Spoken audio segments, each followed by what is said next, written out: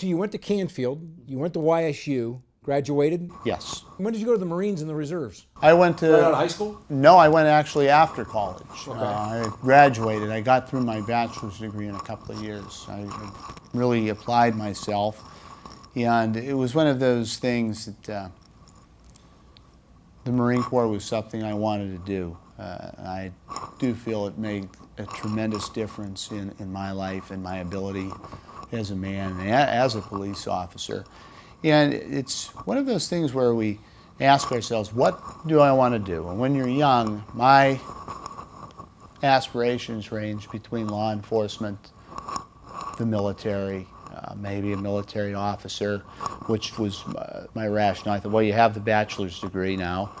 And being a police officer for the city of Youngstown was something I wanted to do from the time I was a little boy. I had a great uncle, too, that were Youngstown policemen. And that was the overwhelming thing that I wanted, you know, and that's what I went after. When did you get hired? August 25th of 2000. So this is 16th year. Yep. You're a sergeant? Do you work east side all the time? No, I am a patrol sergeant on midnight shift, and we can work all over the city as sergeants. I predominantly work south and west. Okay. But depending, the sergeants will go all over. And on the night in question, the north side sergeant, my friend Sergeant Heilman, we always back each other up on major scenes, and that being a fatal crash, that's just how he and I work. You know, we always back each other up. You know, he'll handle the primary and I'll handle the crowd and all the ancillary stuff, because it can be very demanding, you know, when you have a major crime scene like that. Take me through that night. Well, the best I can remember, I had finished up some administrative duties. I think I went and took some pictures for one of my officers on the south side when that fatal crash was dispatched, and I knew that would be a hectic scene. So you were in the field at the time? Yes, I was in the field, and I drove over to the east side where it occurred, and we began to assess what we had. It was immediately apparent to us that it was a fatal crash, which was how it was dispatched. And there were onlookers, family members starting to show up, and we would be calling in our follow-up investigative units, would be Crime Lab and Traffic Division, given the nature of the call. And the best I can remember, we wanted to secure the scene and keep the public back. The jeopardy posed by the wires down and what have you. So controlling that scene from a public safety standpoint and obviously from the investigative standpoint was paramount. So you knew the wires were down? Yes, we knew there were down wires in the area. There was a significant amount of damage to the utility pole and wires down on the ground, and that was what our concern was with the darkness of night and growing crowd of onlookers. We didn't want anyone running into that scene and getting electrocuted. How did you come in contact with the wire? I'm not sure. I've been told by my peers that were there that we were stringing up crime scene tape and that there was a small feeder wire hanging down the back side of a utility pole. So I'm told, and when I wrapped the tape around it, I had contact with that wire. Obviously, they always say you'll never see the one that gets you, and I didn't see it. So that's what I was told by Sergeant Heilman and the other officers that were there. I don't remember. When do you pick up your memory? At St. Elizabeth's Hospital. The timetable here, this is about 3 a.m. Sunday morning? About 3 a.m. Am I in the ballpark yes, anyway? That's the ballpark. About 3 a.m. Sunday morning when it would have occurred. And the first thing I pick up on is at St. E's Hospital, and I think somewhere in the 5 o'clock in the morning hour. So you're out for about 2 hours? Yeah, I can't remember anything that occurred in that time period. How'd you feel wake up at 5 a.m. on Sunday morning? Oh, boy, Stan, confused. I mean, I didn't remember having been on that accident scene. I didn't know how I got there. The most rudimentary thing I could figure out was that I had to have been at work. But I would say completely confused would describe it. No idea what I was doing there. I didn't know if I was in an auto accident. I just didn't know. I knew nothing. And from that point on, as things moved along and the life flight pilot showed up, I can remember that seeing the air medic with a helmet there, and them saying, "Oh, they're going to take you, they're going to life flight you." That's when I got scared, because I thought, life flight doesn't come for people that have minor injuries, and whatever you're in, it's not good. And I was pretty much cognizant of the flight there, and landing there. Where'd you end up at? Akron Children's Hospital, the burn unit in Akron. And I really didn't know until later that morning at Akron burn unit. I thought, why am I at a burn unit? I don't, from what I can see, I don't look like I'm cooked. And they said, you got electrocuted. And I thought, oh, geez. That was the first I heard of it. So it wasn't until Akron that you actually knew that it was electric shock. Yeah, I didn't know what happened. My head hurt, but I didn't know it was electric shock until I was at Akron burn unit. And now, how long are you in the Akron burn unit? I stayed there all day Sunday, and they wanted to keep me overnight and monitor me and observe me. And I went home Monday afternoon. Monday afternoon. So I spent the night there, and I could hardly wait to get out of there. They were wonderful, but I think anyone, particularly in my profession, has a phobia of hospitals and being there. I mean, there's nothing good ever happens. I wanted to get out, and I was so glad just to come home, and it make you take a lot of things into perspective. I'm so happy to be here. And Stan, and I hope it's all right that I just kind of talk.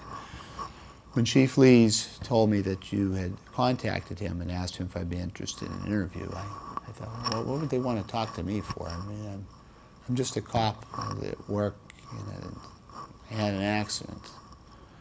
In the days that have passed, the number of cards, calls, and people in my front door from the Youngstown Police Department, just the residents in this city, has absolutely overwhelmed me. These have been hard times to be a police officer in this country, and I think many of us question what we're doing. Are we really, does anyone care? Does anyone give a crap?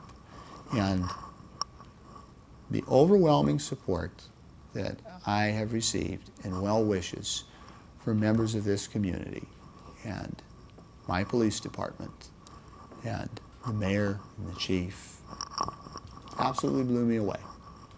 I mean, I look forward to going back to work, because we always ask, in my case, were the past 16 years of my life, did it mean anything? Was it worth anything? See how the people in my community have reacted to this and how much support and well-wish I have received from them. Absolutely. They say there's a silver lining to every gray cloud, and getting to see that maybe how much it has meant, to the people in this city, it kind of chokes me up. How do you feel? I feel a little sore. I use this description. I told my wife, I said, I feel like I went 15 rounds with George Foreman and lost, But considering what plight I could be in, I feel grateful to be alive. I'm a little achy, but that's getting better. Get these staples out of my head, I think I'll feel a lot better. I heard 7,000 volts. Did you hear that number? I've been told between as low as 2,400 and as high as 7,000. One individual, a fellow from Ohio Edison, told me he figured about 4,100 because the line was broken. That's so a lot, And when I looked it up, and they said anything over 500, is considered a high voltage shock. I thought, oh, well, That's what I had, but that's what I've been told. It's anywhere between 2,400 and 7,000. Have the doctors given you any idea about long-term implications? No, I really haven't talked about that yet. I am going to follow up here with a doctor, family doctor, maybe tomorrow, and I haven't really been given any prognosis or any details on that, you know. As far as you're concerned, you're going back to work, aren't you? Yes, absolutely. There's no reason in your mind or body that you can't, right? That is correct. That's my thinking. You know, I think the biggest inhibitor for me are the couple of staples in the back of my head. They'll come out eventually. Exactly. And the soreness will probably go away. Yeah, I think it will. You know, I think it's muscular, and you can't find out what's wrong with you if there's anything wrong with you until you get back to doing what you do. And I know you know the dangers of being a police officer, but you probably this one never crossed your mind, did it? This one didn't, you know, and that is something that we in law enforcement, and I think everyone in the safety services, firemen, paramedics, everyone that deal with these type of situations in these environments, we accept the fact that there is always present a level of danger to yourself. And I will be honest with you, you're always cognizant that something bad could happen to you. But for lack of a better term, I didn't. Yeah, but you know what? When I spoke to the chief, I told the chief I get these staples out. I want to get back. I want to get back as soon as I can. ASAP. Yeah, I mean it's a matter. I got to get back up on the horse. You know, it's what I do. You know, and that's something you ask yourself too. That is what I do for a living. And it's what I have done for 16 and now my 17th year. And it's something I'm very proud to have done. And the reflection I've had over the past couple of days, right back to what I told you, question was how you've spent your career. Was it worth it? Were the ups and the downs?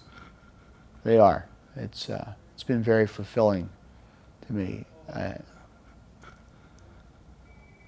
city of Youngstown has been near and dear to my heart from the time I was a kid. We live here.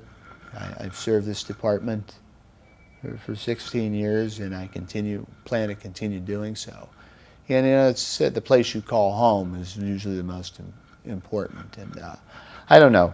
I guess I get frustrated when I hear people speak of the city in a negative manner. You know, we have our problems just like any other community, but I think it is a very fine city, and I think the quality of the people here is often underestimated by those that don't know us. And this incident has really underscored that to me a great deal. Bill, thanks. Good luck to you. Thank you very much.